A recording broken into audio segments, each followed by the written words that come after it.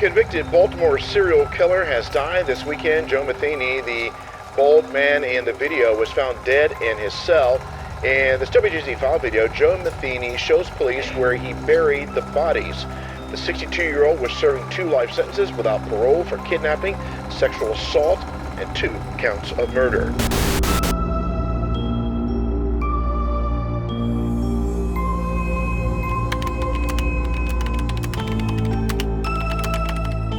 Tanganku adalah bukti dari semua tindakan yang telah kulakukan. Dengan rasa sakit dan kegilaan ini telah menggoreskan jejak kekerasan dalam sejarah. Apakah aku terlupakan? Usahaku mengajarkan bahwa kejahatan tidak mengenal batas. Bahwa dengan wajahku, semua dapat disembunyikan dalam keheningan.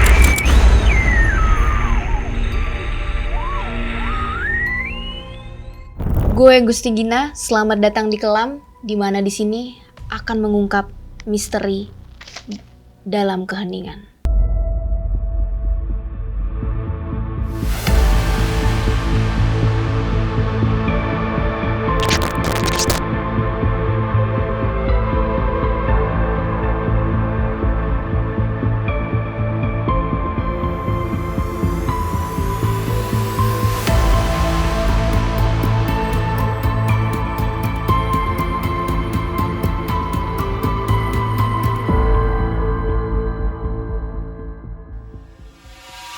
The True Evil of Joe Matheny.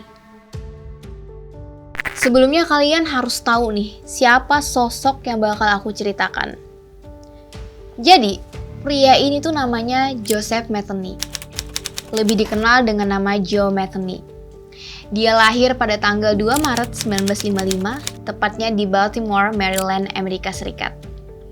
Ayah dari Joe Matheny ini adalah seorang pecandu alkohol dan telah meninggal akibat kecelakaan mobil pas Joe masih berusia 6 tahun. Sementara ibunya Joe adalah seorang pekerja. Karena emang ibunya ini sering kerja dan emang sibuk banget, jadinya sering banget nih si Joe ditinggal sendirian. Nah, di usia Joe yang udah 18 tahun, dia ini bergabung ke dalam militer. Ada kabar yang bilang kalau dia ditempatkan di Vietnam. Tapi berdasarkan catatan, dia nggak pernah melakukan tugas dan ditugaskan di Vietnam gitu loh. Di luar dari mana si Joe ini ditugaskan, anehnya Joe ini menjadi kecanduan sama obat terlarang. Pas Joe pulang dari militer, dia menolak loh untuk balik tinggal sama mama dan keluarganya. Tapi anehnya, Joe ini lebih milih tinggal di jalanan dengan komunitas tunawisma karena emang dia belum punya rumah kan.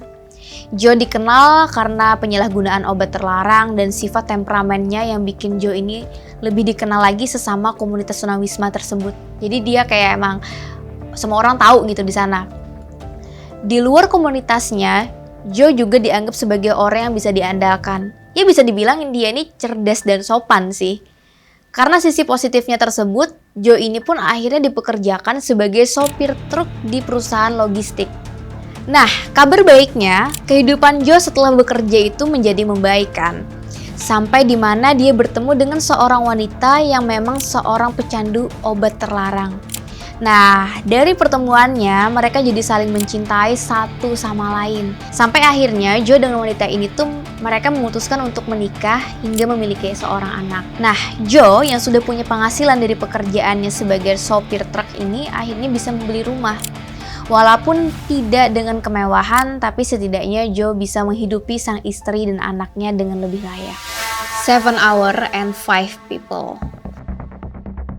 Jadi, awalnya di tahun 1994 nih, Joe pulang ke rumah larut malam. Betapa kagetnya Joe ketika dia sampai di rumah ternyata hampir semua dari perabotan rumahnya hilang. Awalnya Joe ini mengira kalau rumahnya telah dirampok dan langsung mencoba mencari istri dan anaknya. Tapi Joe ini bingung karena memang tidak ada tanda-tanda pembobolan rumah. Setelah dari situ, Joe baru sadar kalau emang dia ditinggal sama istrinya dan anaknya. Menyadari hal kayak gitu ya, si Joe ini cuma bisa merasa kesal gitu, kesal, marah, tapi juga ada rasa menyesal. Tapi bukannya Joe ini nyari istri dan anaknya, dia malah balik ke komunitas tunawisma untuk sekedar mencari kesenangan gitu di tengah kekalutan emosinya. Dari kejadian ini, Joe lebih sering menghabiskan waktu dengan teman-teman tunawismanya. Sampai pada dimana ada salah satu temannya yang memberi informasi tentang istri dan anaknya. Didapatkan info bahwa istri dan anaknya sudah pindah ke Baltimore, bahkan sang istri sudah punya pria lain. Joe yang mendengar hal itu langsung emosi. Ditambah lagi Joe ini dapat informasi kalau ternyata anaknya telah diamankan oleh pihak pemerintah karena dianggap anak yang ditelantarkan oleh orang tuanya. Di hari yang sama, pada tengah malam, Joe memiliki rencana untuk mengelilingi sisi kota Baltimore yang lain untuk mencari istri dan anaknya. Dia nyari tuh pada waktu itu. Dengan posisi keadaan kondisi jalanan tuh udah sepi banget, Joe mendatangi salah satu jembatan tempat beberapa kelompok tunawisma itu lagi mabok-mabokan. Dan emang sih jembatan itu tuh kata teman Joe di mana dia sempat melihat istri dan anaknya dengan cowok lain gitu. Akhirnya Joe bertemu nih sama 2 orang tunawisma dan dia bilang, "Bapak pernah lihat istri saya dengan ciri-ciri kayak gini nggak? Bla bla bla bla gitu kan." Tapi ternyata 2 orang ini tidak pernah melihat ciri-ciri yang disebutkan oleh Joe. Kesal tuh Joe di sana. Dia marah. Dia yakin nih 2 orang yang dia tanya tuh tahu keberadaan istrinya. Tapi kan hal kayak gitu tuh nggak bisa dipastikan karena semua omongan dan isi pikiran Joe ini ya sebenarnya tuh cuma di pikirannya doang gitu, cuman ngarang lah.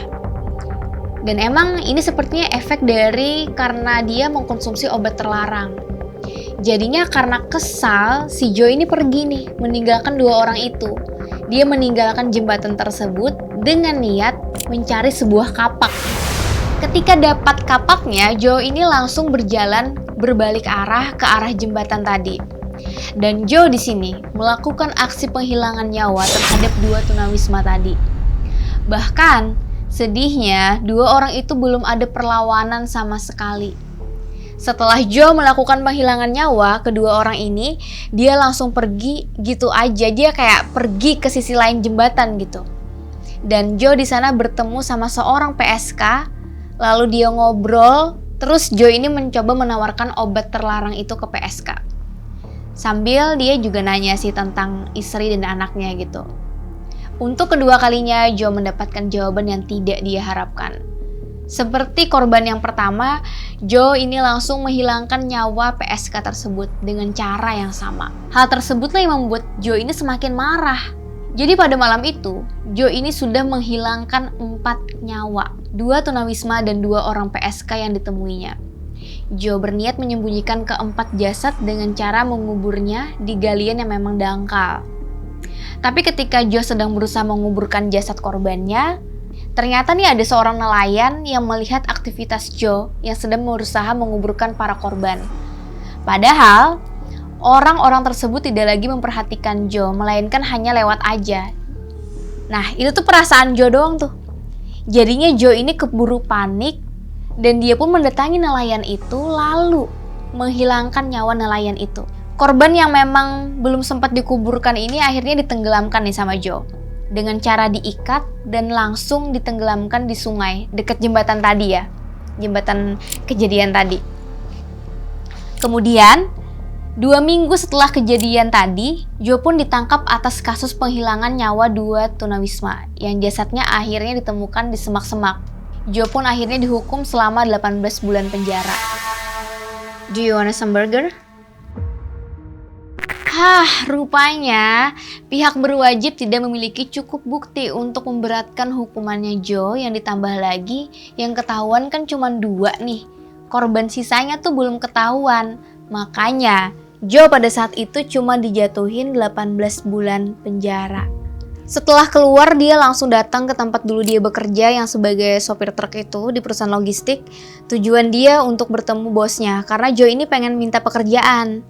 Karena emang kan diminta bosnya Joe, dan bosnya Joe ini adalah orang yang profesional. Kalau bekerja jadi bosnya dengan mudah ngasih pekerjaan lah ke Joe gitu. Diperbolehkan tuh Joe bekerja. Bahkan Joe itu juga dikasih izin tinggal di salah satu kontainer yang memang sudah tidak terpakai untuk sementara. Tapi siapa sangka nih, ternyata hukuman yang diberikan kepada Joe tidak membuat Joe ini jerak.